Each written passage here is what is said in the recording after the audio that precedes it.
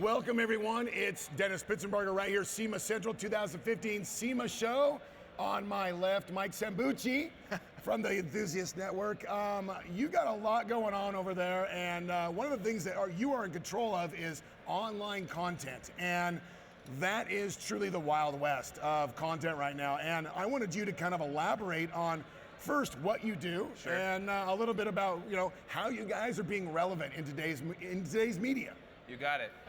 Technically, I'm in charge of the social media and web properties for Lowrider, Super Street, and European Car Magazine. That's a pretty diverse group right there. Yeah, you gotta love cars to have this position. So I post everything from 64 Impalas with 350s in them to Rocket Bunny FRSs with 2 JZs in them, and most people don't even know what I'm talking about, but I do. So there you go. I do. And the way you stay relevant, honestly, is content is king. Post, post, post.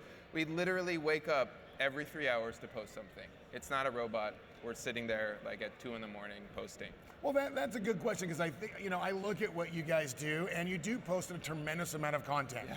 And I'm wondering if there is a robot, some sort of, iRobot guy sitting there at a computer. You have an alarm, you're getting up at 4 in the morning, yeah, you're posting content. Correct. And thank goodness, shout out to Red Bull for keeping me awake at 4 in the morning. Is that a sponsorship plug right there? I wish, but I need it.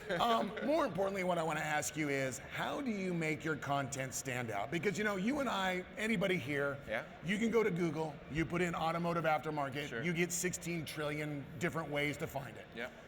The difference is, how do you make yours relevant? How do you make yours stand out? Because that's what really makes everybody in those magazine titles get the response that they get and get that interaction with the customers. Correct. Well, aside from proper SEO when you put it up online, we rely on social media quite a bit.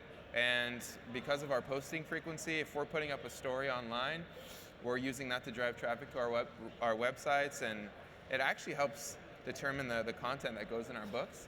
Let's say we throw up this car and we're like, oh, it's a pretty cool car, and we see it in the South Hall, it's just whatever, and then it gets 3 million views. Well, we're probably going to feature that car next month.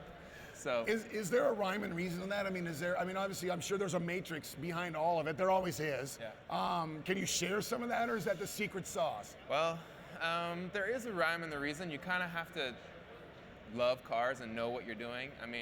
That Fugu Z, it made a pretty big impression right before SEMA, so I'm pretty sure a lot of people are going to be posting about that car today. Very well. That thing is probably the most photographed car I've seen out here so far. Right. So I'm not going to tell you exactly why, because I don't want to get fired, but it's a really nice car. So the key is find really nice cars that are unique and then throw those up online.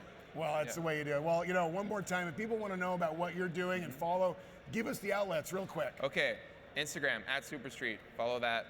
2.5 million followers, so we'd love to have you guys. Lowrider Magazine and European Car. So we cover all the bases there. If you sit in your hotel room for the rest of the week and you're just on Instagram, if you follow those 3, you'll see the entire SEMA show. So we're good to go. I love it. Well, thank you so much, Mike. Appreciate being up here. That's going to wrap up this interview for SEMA Central. We'll see you soon.